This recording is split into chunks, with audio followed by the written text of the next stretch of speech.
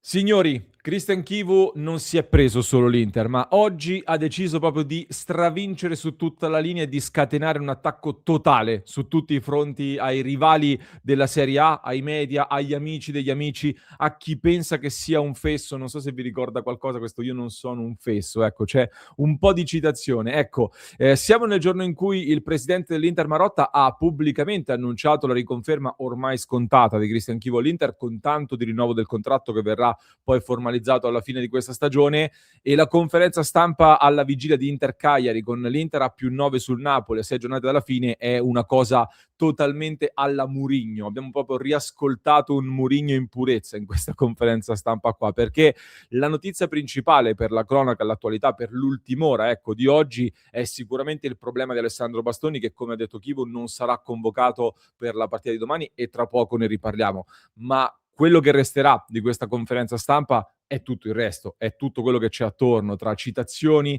attacchi durissimi a cui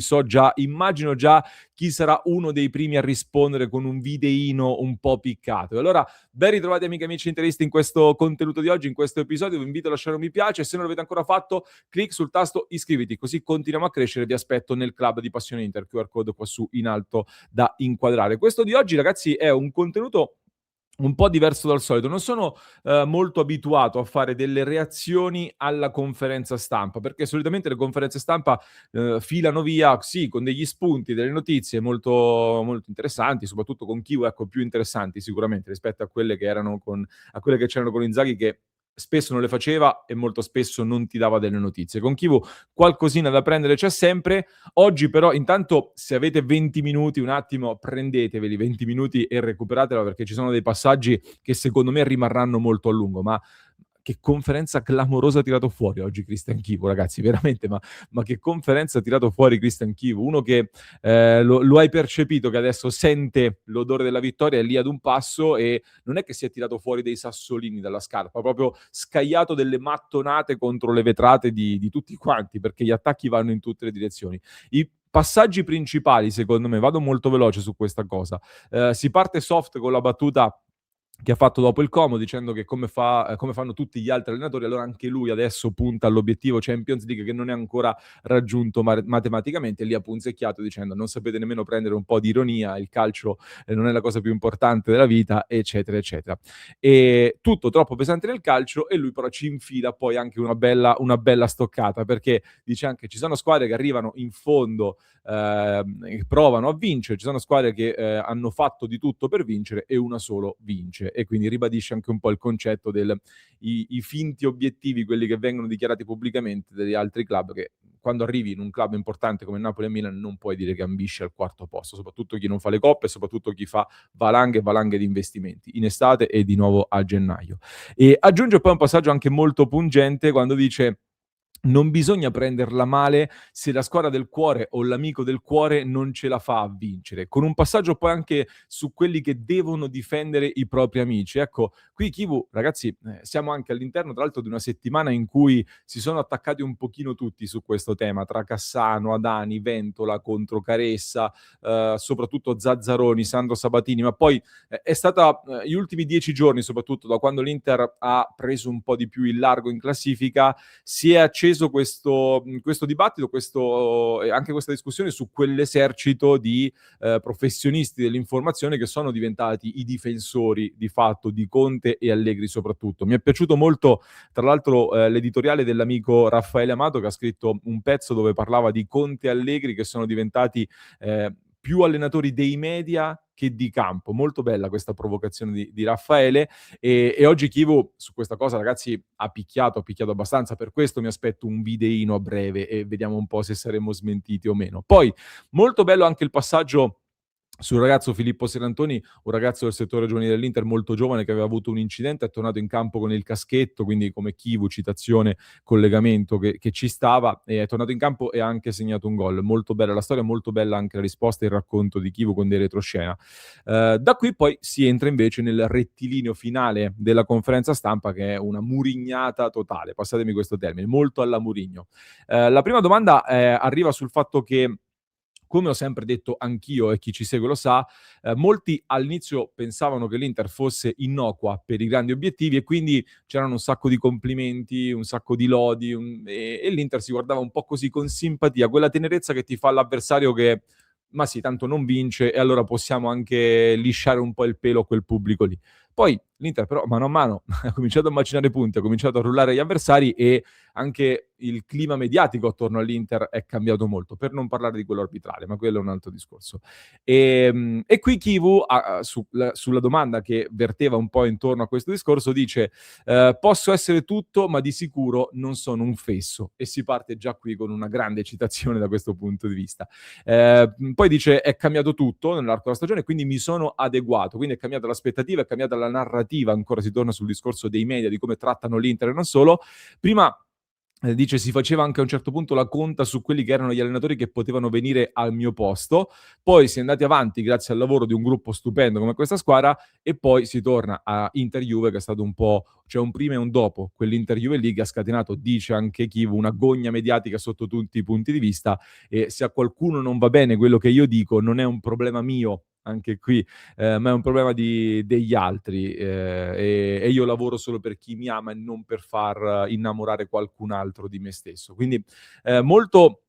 molto forte anche qui il passaggio di Christian Chivu che ha ribadito ancora una volta, sì, io sono venuto con un approccio comunicativo di un certo tipo, quando poi abbiamo percepito quella che era l'aria, e qui si torna ad una cosa che tutti quelli che sono passati dall'Inter hanno detto, da Conte, Spalletti, Inzaghi stesso e non solo, quando vola uno schiaffo lo prende sempre l'Inter, questo tema che un trattamento mediatico differente dentro l'Inter lo percepiscono tutti quanti, anche Chivu quindi ha voluto dire quando avete cominciato così e le aspettative su di me sono alzate, anch'io ho cominciato a giocare con le mie armi che sa sfruttare molto bene, quelle della comunicazione e non solo, che hanno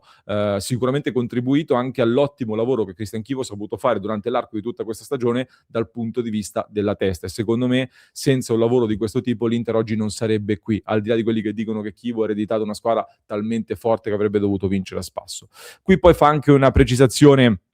sulla quella dichiarazione che aveva fatto in Inter-Juventus. C'è anche un passaggio molto bello che mi voglio riascoltare sulla cultura dell'imballaggio, che è veramente bello, ma soprattutto poi si arriva alla chiosa, una chiosa molto molto bella sul fatto che molti stanno sminuendo adesso, e questo l'abbiamo detto più volte, stanno sminuendo il campionato dicendo che l'Inter sta vincendo perché qualche squadra ha sbagliato il mercato, qualcuno ha avuto troppi infortuni, perché il livello della Serie A è basso. Ieri ero ospite in un'altra radio, ma anche martedì, e di nuovo tutti quanti con questa storia qui. Guarda caso quando l'Inter va in fuga o comunque sta andando a vincere lo scudetto, improvvisamente viene fuori che la Serie A fa schifo, che è scarsa e tutto il resto, mentre finché ci sono gli altri è equilibrato, è forte, è un grande campionato e tutto il resto. E Kivu sostanzialmente chiude con una frase molto bella, dice io vorrei essere mediocre e primo in classifica per tutta la vita. Ecco,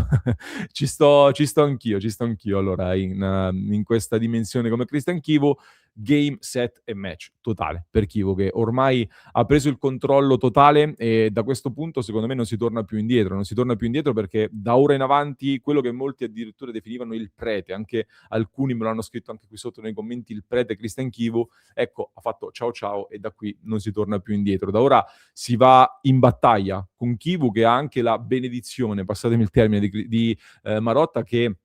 ha detto che è uno dei migliori allenatori emergenti in circolazione e che l'unico neo che poteva avere all'inizio della sua avventura all'Inter era quello dell'esperienza, della giovane esperienza in panchina ad alti livelli. E invece sta dimostrando di crescere sempre di più, come ha detto lo stesso Christian Chivu che sta crescendo sempre di più. Figuriamoci cosa può diventare un Christian Chivu che ha percepito questo clima, lo ha manipolato, lo ha gestito, lo ha riportato all'interno della sua Inter per costruirci queste vittorie, se dovesse concretizzare poi la vittoria dello scudetto e magari anche di una Coppa Italia, è una svolta questa molto significativa nel percorso di Christian Chivo all'Inter, è una svolta che può avere degli effetti anche sul mercato, dove il tema torna sempre su Bastoni, anche in questa conferenza stampa se ne è parlato. Bastoni non è tranquillo, questo è abbastanza certo per tutto quello che è successo e per quelle che sono anche le voci di mercato. In più non è a posto fisicamente, meglio lasciarlo fuori, soprattutto con un Carlos Augusto che scalpita. Le voci sul Barcellona restano molto molto forti, nonostante tutto. È l'unica squadra che può veramente tentare bastoni al di fuori dell'Inter, o una delle pochissime che possono tentare bastoni al di fuori dell'Inter. In Spagna stanno rilanciando insistentemente anche il possibile inserimento di un talento come Hector Fort. Vi condivido anche la scheda transfer market di Hector Fort, laterale destro del Barcellona, che si trova in prestito all'Elche, dove era partito fortissimo, poi ha avuto un problema alla spalla che l'ha tenuto fuori per diversi mesi e adesso sta tornando. Viene definito uno dei giocatori più interessanti della Masia del Barcellona degli ultimi anni, e il Barcellona potrebbe inserirlo come contropartita in un affare che il Barcellona appunto vuole fare con soldi più un giocatore, perché deve aggirare questo limite, questo problemi di liste che hanno. E Fort sembra essere un giocatore che può piacere all'Inter, quindi la palla adesso è nei piedi di Bastoni, che deve decidere un po' cosa fare, e l'Inter, che non ha alcuna intenzione di svendere, ma a certe cifre probabilmente può anche cedere un elemento così importante, sul quale comunque a livello di schermo mediatico si è mossa al 100% di quello che poteva fare. Anche per questo si sarebbe mossa poi molto forte su Solé e anche su Mouaremovic. Addirittura sentivo Gianluca Di Marzio, l'esperto di mercato che penso conoscerete, che ha detto che possono arrivare entrambi i difensori dell'Udinese e del Sassuolo con l'eventuale cessione di Bastoni. Situazione quindi da monitorare, anche se prima però, molto importante, molto più importante, c'è da chiudere il discorso scudetto, con il Napoli che adesso ha 2 partite di fila in casa contro Lazio e poi Cremonese. L'Inter ospita adesso il Cagliari e poi martedì il Como in Coppa Italia, per centrare la finale anche di Coppa Italia, e domenica 26 aprile invece Torino-Inter, quindi in trasferta. Non ci sarà Bastoni, quindi probabile formazione di domani che possiamo schierare al momento così, con Sommer in porta, Akanji spostato a destra, Josep Martinez, il portiere, dovrebbe giocare in Coppa Italia probabilmente martedì, vediamo. De Vrij potrebbe prendere il posto di Acerbi al centro della difesa, con Carlos Augusto quindi a sinistra, visto che manca Bastoni. Davanti cominciano un po' di dubbi. Io penso che Chivo possa sorprendere con delle scelte all'ultimo minuto. Per il momento schieriamo Dumfries con Barella, Cialanoglu, Zielinski e Di Marco a centrocampo. Detto che c'è un Luis Enrique che potrebbe entrare, Sucic è squalificato, occhio a Mkhitaryan in questa partita qua. Davanti Thuram, Esposito, senza escludere del tutto invece Bonni, che pure potrebbe essere un candidato. Fuori invece Lautaro Martinez, Chivo ha detto che ne avrà per 7-8 giorni, quindi vediamo se ce la farà per il Torino della prossima settimana, mentre Bissek, assente in questa partita, dovrebbe rientrare nel weekend e ci proverà per la Coppa Italia, altrimenti sarà pronto per il Torino domenica prossima. Quindi questo è anche il punto in vista dei recuperi, in vista dei giocatori infortunati. Fatemi sapere un po' che ne pensate, le vostre opinioni, ecco, su questa conferenza stampa di Christian Chivu, che per me, ripeto, segna un prima e un dopo, molto forte, molto forte. Da qui non si torna indietro. Vi aspetto nei commenti, vi aspetto in diretta alle 19:30 per l'aggiornamento con tutte le novità e per confrontarci insieme su tutti i temi caldi. Nel frattempo vi lascio con un approfondimento che trovate in descrizione per chi ci ascolta in podcast, mentre per chi ci segue su YouTube vi basta cliccare qui.